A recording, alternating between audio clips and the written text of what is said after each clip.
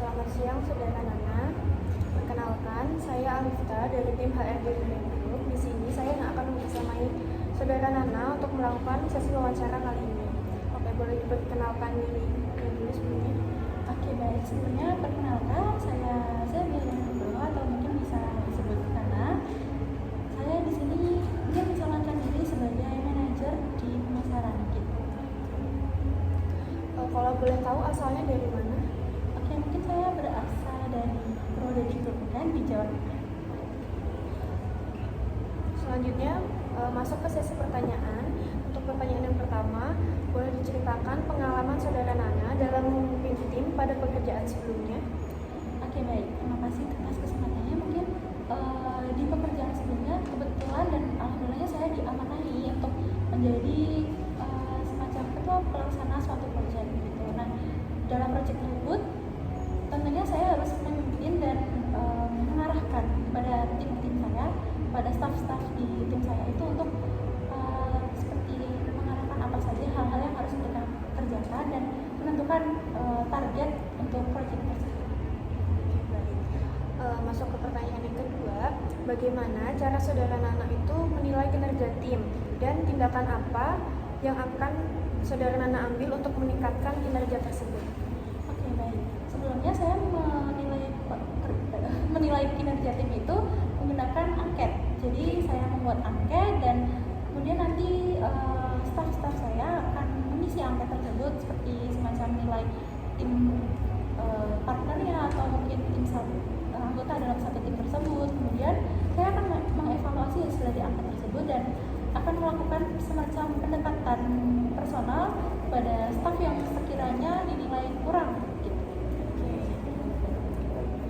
Pertanyaan selanjutnya, bisa berikan contoh ketika saudara Nana itu berhasil menyelesaikan sebuah konflik dalam tim yang sedang bekerja? Oke, baik. Sebelumnya saya pernah mengalami suatu konflik, yaitu berupa miskomunikasi antara saya dan atasan saya, kemudian atasan dengan direktur utama gitu. Nah, dalam situasi tersebut saya mengadakan suatu diskusi dengan tim saya, kemudian kami meluruskan kepada atasan saya yaitu manajer yang kebetulan pada saat itu bertugas, dan kemudian akhirnya kami mengadakan semacam rapat besar-besaran untuk mengatasi miskomunikasi tersebut karena ya cukup krusial juga ya pada saat itu. Pertanyaan selanjutnya, bagaimana saudara Nana itu memastikan semua anggota tim dapat memahami arahan yang Anda berikan?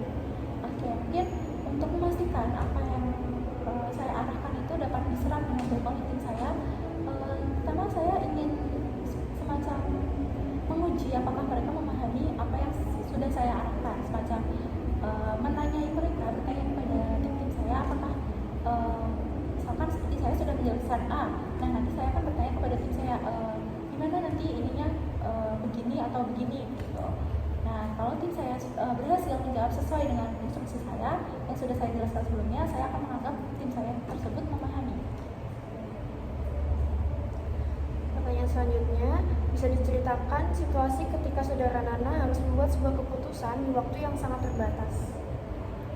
Oke, mungkin untuk mengatasi hal tersebut, saya akan mengadakan diskusi kecil-kecilan dengan mungkin seperti pimpinan-pimpinan yang lain, ketua-ketua yang lain. Kemudian saya akan meminta pendapat mereka dan ketika saya sudah mengumpulkan pendapat-pendapat dari ketua-ketua, kemudian saya akan membawa pendapat tersebut kepada atasan saya dan bertanya, Pak, bagaimana baiknya, Bu, bagaimana ini baiknya, kami memiliki ide seperti ini, kami memiliki solusi seperti ini. Nah, kemudian ketika saya sudah mendapatkan jawaban dari atasan saya akan menerapkan jawaban tersebut kepada masalah yang sedang saya hadapi. Next, pertanyaannya, bagaimana cara saudara Nana itu menetapkan prioritas di antara dua pekerjaan yang harus dilaksanakan bersamaan? Oke, baik. Mungkin saya akan melakukan semacam skala prioritas. Jadi saya akan menimbang mana yang lebih saya prioritaskan dan saya juga akan mempertimbangkan posisi saya di kedua pekerjaan tersebut. Nah, mungkin saya akan lebih mendahulukan mana pekerjaan yang sekiranya posisi saya itu lebih krusial begitu. Nextnya, bisa diceritakan pengalaman di mana saudara Nana itu harus mempertahankan integritas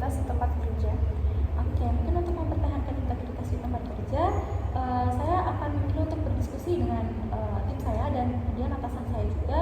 Kemudian saya akan menjelaskan resiko apa saja yang sekiranya terjadi ketika kita memilih suatu pilihan atau mungkin 1 atau 3 pilihan gitu. Kemudian saya akan menjelaskan dampak buruknya atau dampak positifnya juga. Kemudian baru kami akan mematuhi aturan-aturan dalam kebijakan yang telah ditetapkan oleh perusahaan gitu. Oke. Masuk ke pertanyaan yang terakhir. Di sini bagaimana saudara Nana itu mendukung nilai-nilai etis di antara anggota tim? Oke, bagaimana saya mendukung nilai-nilai etis, yaitu dengan yang pertama seperti mematuhi aturan yang telah dibuat oleh perusahaan. Kemudian saya akan seperti menetapkan seperti aturan yang baru, mungkin seperti ya untuk menanamkan nilai-nilai seperti mungkin sopan santun atau dan sebagainya begitu. Oke, pertanyaannya sudah cukup. Mungkin sekian sesi wawancara kali ini. Semoga hasilnya sesuai yang saudara Nana harapkan. Sekian dari saya, terima kasih.